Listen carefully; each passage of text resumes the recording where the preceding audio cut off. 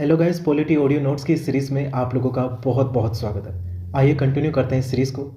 आज की इस वीडियो में हम डिस्कस करेंगे भारतीय संविधान के विदेशी स्रोत। सबसे पहले हम डिस्कस कर लेते हैं कि ब्रिटेन से हमने क्या क्या चीज़ अडॉप्ट की है। सबसे पहले हमने ब्रिटेन से नागरिकता यानी कि एकल नागरिकता को अडॉप्ट किया है। दूसरा, सरकार की संसदीय प्रणाली को अडॉप्ट किया है। तीसरा, हमने विधि के शासन को भी अडॉप्ट किया है। विधि निर्माण की प्रक्रिया को अडॉप्ट किया है और साथ ही साथ न्यायिक रीतों को भी हमने अडॉप्ट किया है। अब बात कर लेते हैं यूएसए यानी कि अमेरिका से।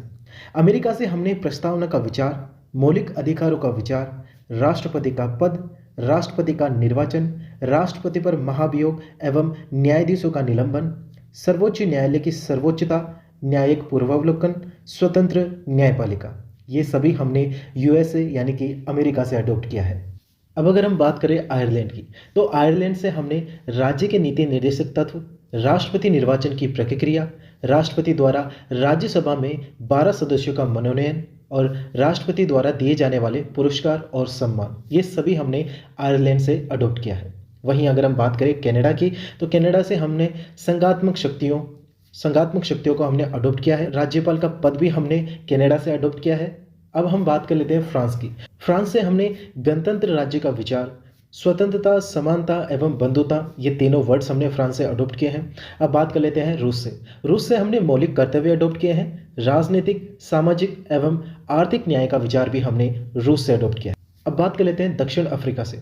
तो दक्षिण अफ्रीका से हमने संविधान संशोधन का प्रावधान और राज्यसभा सदस्यों का निर्वाचन, ये दोनों हमने दक्षिण अफ्रीका से अडॉप्ट किए हैं। वहीं अगर हम देखें जर्मनी से, तो जर्मनी से हमने आपातकालीन शक्तियां और आपातकाल के दौरान मौलिक अधिकारों का निलंबन, ये हमने जर्मनी से अडॉप्ट किया है। वहीं जापान की अगर हम बात करें, तो जापान से हमने विधि द्वारा स्थापित प्रक्रिया को हमने अडॉप्ट किया है।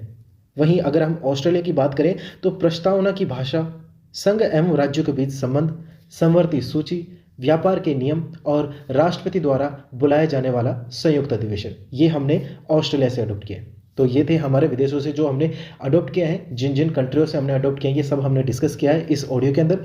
अब बात कर लेते हैं भारत का संविधान के बारे में। तो सबसे पहले अगर हम बात करें कि मूल संविधान जो है कब लागू हुआ था, तो 26 जनवरी सन 1950 को ये लागू हो गया था। प्रस्तावना की अगर हम बात करें, तो मूल संविधान और आधुनिक संविधान दोनों में ही प्रस्तावना अभी शामिल है दोस्तों। मूल संविधान की बात करें तो कुल 8 अनुसूचियां थी। अभी प्रेजेंट टाइम की बात करें तो ये 12 हो चुकी है। वहीं अगर हम भाग की बात करें, तो मूल संविधान में 22 भाग थे और अभी आधुनिक संविधान में कुल 25 भाग है। अनुच्छेद की अगर हम बात करें, तो अब मूल संविधान में 395 मूल संविधान में अनुच्छेद थे। वहीं बात करें आधुनिक संविधान में, तो 450 से भी ज़्यादा अभी आधुनिक संविधान में है दोस्तों अनुच्छेद। वहीं संविधान में संशोधन की बात करें, तो मूल संविधान में कोई भी संशोधन नहीं था। आधुनिक संविधान यानी कि अभी तक हमने 104 संविधान संशोधन कर लिए हैं, यानी कि टोटल 105 कर लिए हैं दोस्तों अभी प्रेजेंट टाइम तक।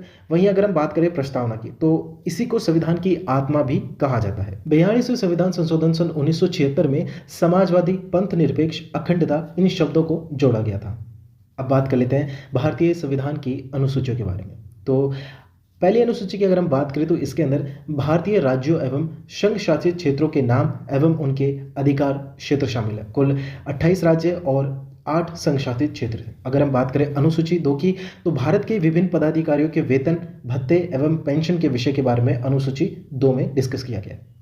राष्ट्रपति या राज्यपाल को मिले जाने वाले जितने भी जो वेतन हैं, उनको हम उपलब्धियां कहते हैं। उपराष्ट्रपति को सिर्फ और सिर्फ राज्यसभा का सभापति होने का ही वेतन दिया जाता है। लोकसभा का अध्यक्ष एवं उपाध्यक्ष, राज्यसभा का उपसभापति, सर्वोच्च न्यायालय एवं उच्च न्यायालय के सभी न्यायाधीश, भारत का महान्यायवादी, भारत का महाधिवक्ता, भारत का नियंत्रक महालेखा परीक्षक, इन सभी के वेतन एवं भत्ते संसद के द्वारा निर्धारित किए जाते हैं।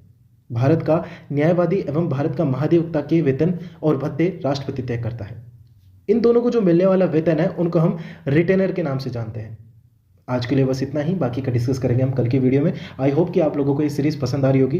कोई डाउट हो तो आप हमें कमेंट बॉक्स में कमेंट कर सकते हैं। मिलते हैं नेक्स्ट सीरीज में एक और नई अपडेट के साथ।